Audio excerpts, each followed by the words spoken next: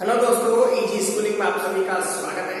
मेरे प्यारे साथियों, राजस्थान बोर्ड एग्जाम 2024 को लेकर हम पढ़ रहे हैं 10वीं क्लास की गणित। मेरे प्यारे साथियों, आज के इस वीडियो में हम चैप्टर 13 जो कि है स्टैटिस्टिक्स यानी कि सांख्यिकी के बारे में पढ़ेंगे। आज के हमारे इस वीडियो में हम स्टैटिस्टिक्स के मोस्ट इंपोर्टेंट पॉइंट्स पढ़ेंगे जो कि हिंदी मीडियम के लिए है और राजस्थान बोर्ड एग्जाम 2024 के लिए अत्यंत महत्वपूर्ण है।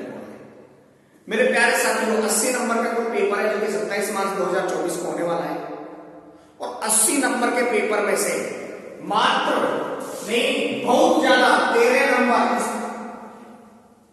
चैप्टर से, यानी कि इस चैप्टर से अधिकतम 7 सवाल आएंगे जो कि कुल 13 नंबर के होंगे। तो ये चैप्टर अत्यंत महत्वपूर्ण है 2024 एग्जाम में। मेरे प्यारे साथियों, इस चैप्टर की बात की जाए तो इस चैप्टर से कुल मिलाकर 7 प्रश्न आएंगे, जिनमें वस्तुनिष्ठ प्रकार के 2 प्रश्न होंगे 2 अंक के, रिक्त स्थान के 2 प्रश्न होंगे 2 अंक के, लघुत्तरात्मक प्रकार का 1 प्रश्न होगा 2 अंक का, दीर्घोत्तरात्मक प्रकार का 1 प्रश्न होगा 3 अंक का और निबंधात्मक प्रकार का 1 प्रश्न होगा 4 अंक का। तो कुल मिलाकर 7 प्रश्न 13 अंक, अत्यंत महत्वपूर्ण चैप्टर है। इस वीडियो में हम इंपॉर्टेंट वो पॉइंट पढ़ेंगे जो कि इन सारे क्वेश्चंस को सॉल्व करने के लिए हमारे लिए लाभकारी होंगे। वीडियो पूरा देखें, अपने दोस्तों के साथ शेयर भी करें।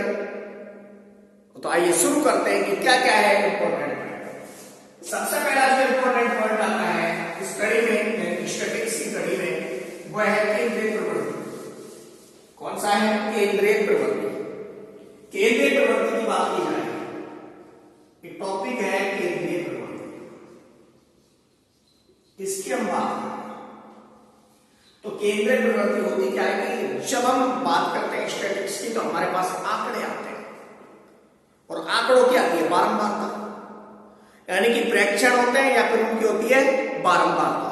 तो मेरे प्यारे साथियों, दिए गए आंकड़ों से क्या है, दिए गए आंकड़ों से श्रेणी के अधिकांश पद, दिए गए आंकड़ों से श्रेणी के अधिकांश पद जिन आंकड़ों के आसपास केंद्रित होते हैं वो क्या कहलाती है? केंद्रीय प्रवृत्ति कहलाती है। क्या कहलाती है? उन आंकड़ों की केंद्रीय प्रवृत्ति कहलाती है। और इस केंद्रीय प्रवृत्ति को ही क्या कहते हैं? केंद्रीय प्रवृत्ति की माप। क्या कहा जाता है? केंद्रीय प्रवृत्ति की माप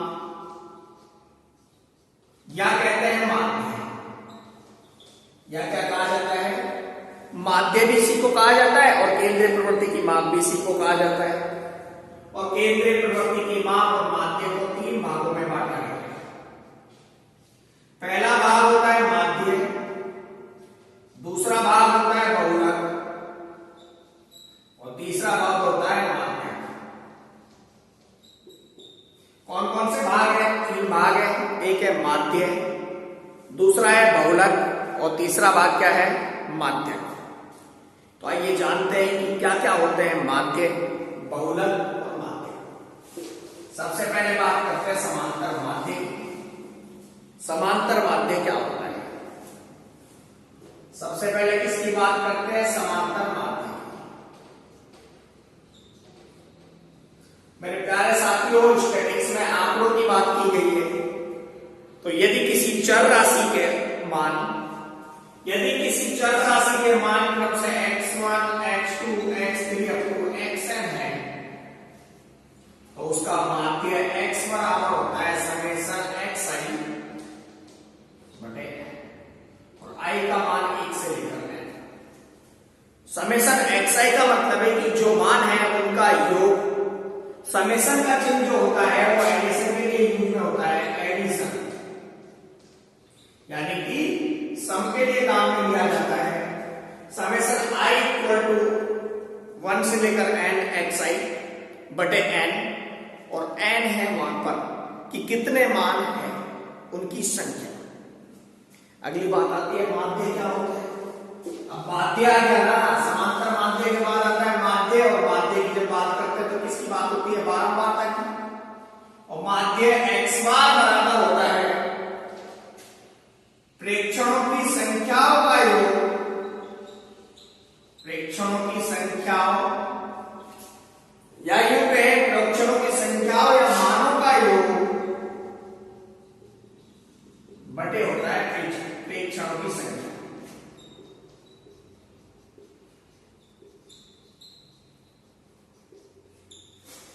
प्रेक्षणों की संख्या के मानों का योग बटे प्रेक्षणों की संख्या, या x बार बराबर x1 f1 plus x2 f2 plus x3 f3 f2 xn f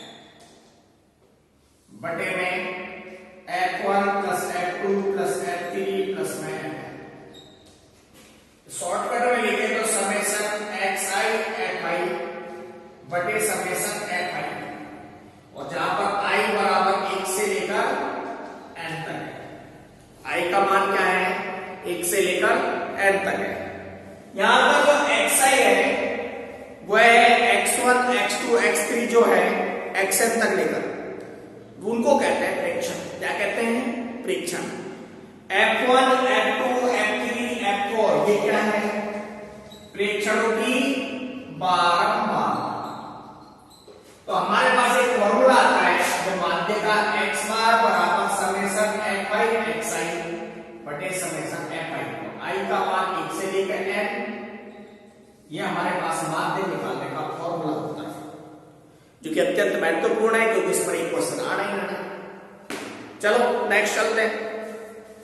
next आता है वर्ग चिन्ह, क्या उसी को कहते हैं माध्य बिंदु।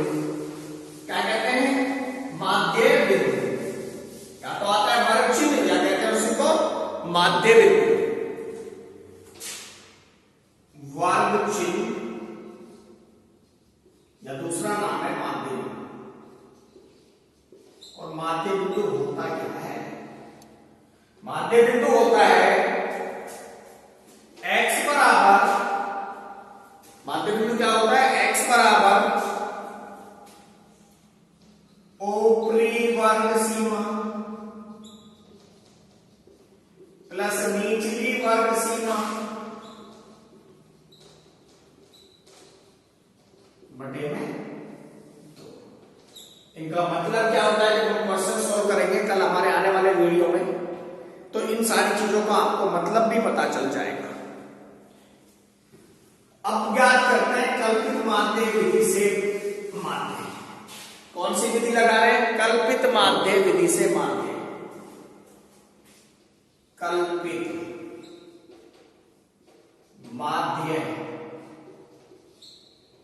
विधि से माध्य। तो माध्य x बराबर a प्लस में समेशन fi di बटे समेशन f, और i का मान बड़ा 1 से लेकर कहां पर है? n तक है। यहां पर दो चीजें नहीं आ गई, एक आ गया a, दूसरा आ गया di। तो एक तो क्या होता है आपका कल्पित मान, क्या होता है? कल्पित मान। और d बराबर क्या होता है? xi माइनस a, या ऐसे भी लिख सकते हैं कि d बराबर x माइनस का a। तो d क्या होता है यहां पर? कल्पित का विचलन। d क्या होता है? विचलन। अब एक और विधि आती है पग विचलन विधि से माध्य। तो फॉर्मूला हमारे पास माध्य निकालने का कल्पित से क्या है? कल्पित से माध्य x बराबर 1 प्लस में समेशन fi di बटे समेशन fi, और i का मान 1 से लेकर n तक। एक और आती है पग विचलन विधि, क्रिकेट में सीखा है पगबाधा विधि, यहां पर है पग विचलन विधि। और पग विचलन विधि से माध्य की बात करें, पग विचलन विधि, और इससे माध्य क्या होता है?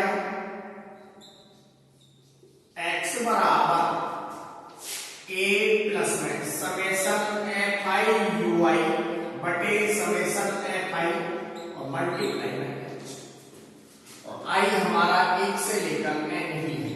i का मान कहां से? 1 से लेकर n तक का। यहां पर बात करें तो a तो हमारे पास क्या है? कल्पित मान। a क्या है? कल्पित मान।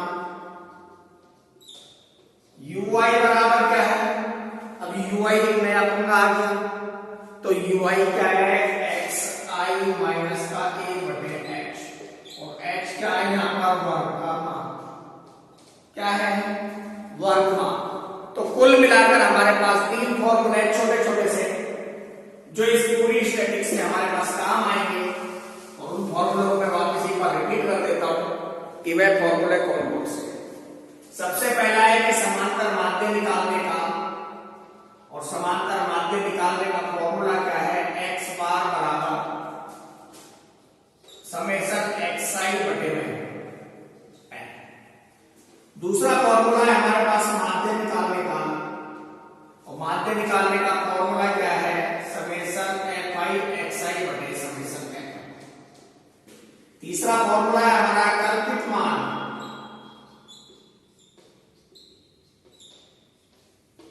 से माध्य निकालने का, तो x बार बराबर a plus summation fi di बटे समेशन fi। और एक फॉर्मूला हमारा पग विचलन विधि से माध्य निकालने का है, और पग विचलन विधि से अगर माध्य निकाला जाए तो x बार बराबर क्या होता है, a प्लस में समेशन fi ui बटे summation fi multiply by h। और यहां पर i बराबर 1 से लेकर n तक ही होगा सारी कंडीशंस में। तो कुल मिलाकर बात की जाए कि यह इंपॉर्टेंट फॉर्मूला है जो कि 7 नंबर के लिए अत्यंत महत्वपूर्ण है, और इन 7 नंबर के फॉर्मूलों से हम जल्द जीतेंगे। 13 नंबर के क्वेश्चन सॉल्व करेंगे, साथ ही साथ एक बहुलक का फॉर्मूला है बहुलक निकालने का, उस फॉर्मूला के बारे में हम कल विस्तार से बात करेंगे, और साथ ही साथ क्वेश्चंस भी सॉल्व करेंगे। वीडियो देखने के लिए आप सभी दोस्तों का धन्यवाद। जो भी बच्चे क्लास 10 का एग्जाम दे रहे हैं वह वीडियो जरूर देखें बिना स्किप किए। मेरे प्यारे दोस्तों, 27 मार्च 2024 को जब हम मिलेंगे तो उसमें मैक्सिमम क्वेश्चंस आपको इस वीडियो में जरूर मिलेंगे। थैंक यू सो मच, धन्यवाद। मिलते हैं एक नए वीडियो के साथ आपके अपने चैनल इजी स्कूल।